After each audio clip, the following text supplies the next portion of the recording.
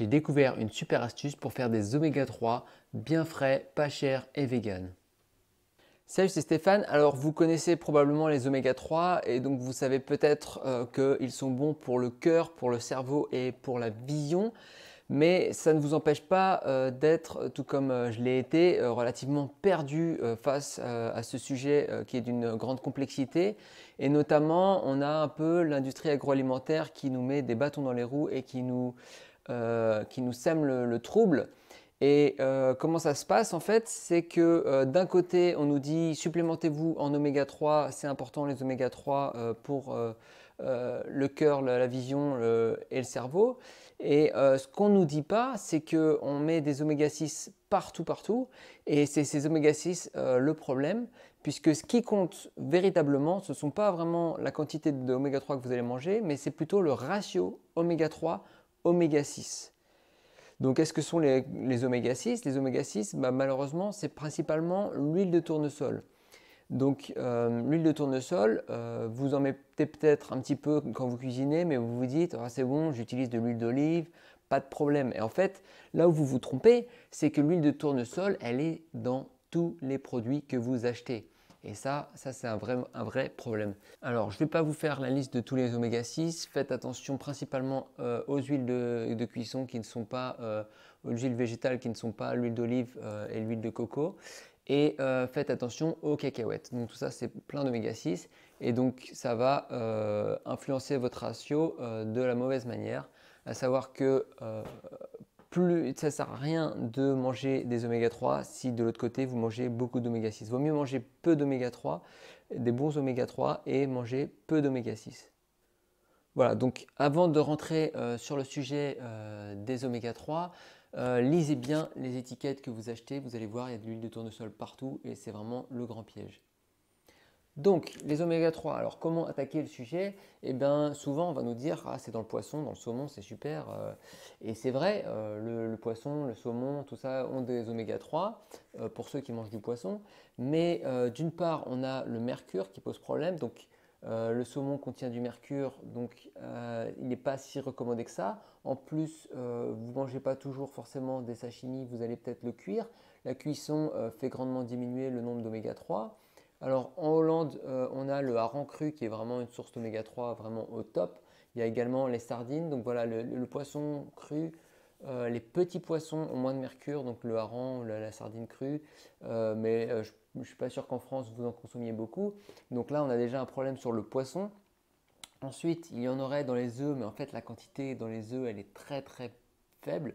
Et en plus, il faudrait que votre poule, elle ait couru, elle ait beaucoup d'espace et qu'elle ait beaucoup d'herbe, ce qui est rarement le cas même dans les produits bio. Donc, on va se rabattre finalement sur un type d'oméga 3 qui est d'une forme un peu différente, qui est végétale, qui est soi-disant moins bien absorbé, mais qui est absorbé quand même. Et donc là, on va s'orienter vers les noix. Les noix, c'est vraiment l'oméga 3 le plus sympa. C'est très bon. C'est vraiment voilà, le choix par défaut. Le problème des noix, c'est que c'est quand même relativement cher. Donc manger des noix tout le temps, ça peut faire mal au portefeuille. Et moi, j'ai trouvé, pour contrer ça, une super alternative qui est d'utiliser les graines de lin. Alors, il y a beaucoup de gens peut-être qui utilisent d'ores et déjà de l'huile de lin, à savoir qu'on ne peut pas cuisiner avec parce que l'huile de lin, comme tous les oméga 3, ça s'oxyde très vite. Donc pas de cuisson avec l'huile de lin, donc éventuellement un peu d'huile de lin sur la salade, pourquoi pas. Mais cette huile de lin, même si c'est des petites bouteilles, elle va avoir tendance à assez rapidement s'oxyder, ce qui peut poser problème puisque ça dégrade un peu la qualité de votre huile et de vos oméga 3. Alors, le mieux pour conserver le lin, c'est de le garder dans sa forme naturelle, donc les graines entières. Et donc là, du coup, la coque protège bien les oméga 3, ils sont toujours à l'intérieur. En plus, vous pouvez l'acheter, c'est vraiment pas cher. Là, j'ai acheté 750 grammes pour 2,80 €. Donc, niveau prix, c'est imbattable. Et donc, le problème des graines de lin, c'est que si vous les mangez telles quelles, déjà, il faut bien mâcher pour casser les graines. Et vous risquez d'avaler beaucoup de graines qui ne vont pas être cassées. Et si vous ne les cassez pas, vous allez les expulser de la même façon qu'elles sont rentrées. Donc, vous n'allez pas tirer profit des oméga 3. Donc, l'idéal, ce serait vraiment de les broyer. Alors, pour les broyer, on a le mixeur. Le mixeur, il marche très bien. Vous pouvez mettre vos oméga 3 dans un mixeur et faire une espèce de petite poudre. Alors, c'est pas vraiment de la poudre, c'est voilà, des graines de lin concassées.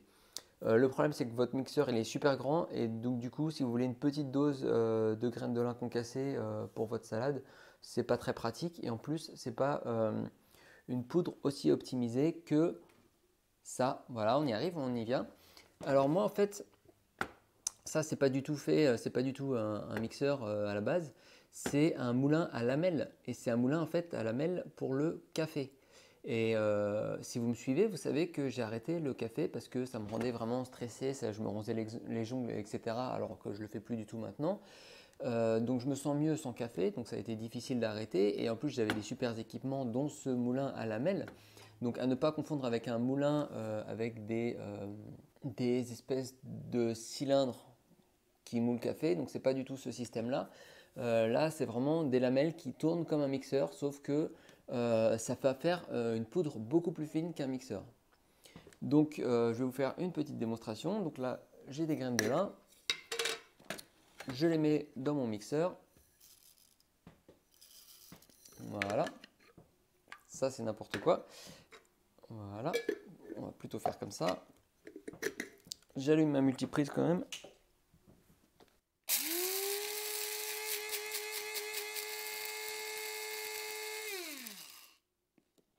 Et voilà. Alors, on peut faire un petit peu plus, mais là, c'est quand même pas très long, hein. Voilà. Parce que c'était pas vraiment une super poudre.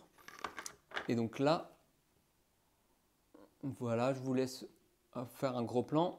C'est magnifique. C'est vraiment une poudre toute fine qui peut aller donc sur les salades, sur les soupes. Ne la cuisinez pas parce que du coup, vous allez oxyder vos oméga 3. Ce serait vraiment dommage. Là, vous les avez. Ils sont tout frais. Moi, ils sont bio en plus. Ils sont vegan. Ils sont pas chers. C'est le top du top des oméga 3. C'est vraiment une super découverte que ce petit moulin.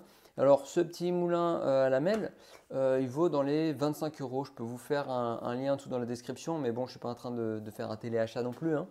Mais voilà, pour ceux qui seraient intéressés et qui n'en ont pas, voilà. Donc du coup, alternez peut-être pas café et graines de lin parce que vous allez vous retrouver avec des trucs un peu bizarres. Moi, du coup, le mien, là, comme j'ai arrêté le café, pour l'instant, il est dédié à ça, et puis à d'autres épices. J'ai même fait là, j'ai fait pousser des petits piments, je les ai fait sécher et je les ai mis dans ce moulin à lamelles. Ça fait une poudre de piment vraiment, vraiment cool pour cuisiner. Donc voilà, c'est mon moulin à épices maintenant. Voilà, j'espère que cette petite astuce vous a plu et aussi que vous êtes un peu moins perdu quant à quel oméga 3 il faut consommer. Il me faut absolument du poisson, mais il y a du mercure.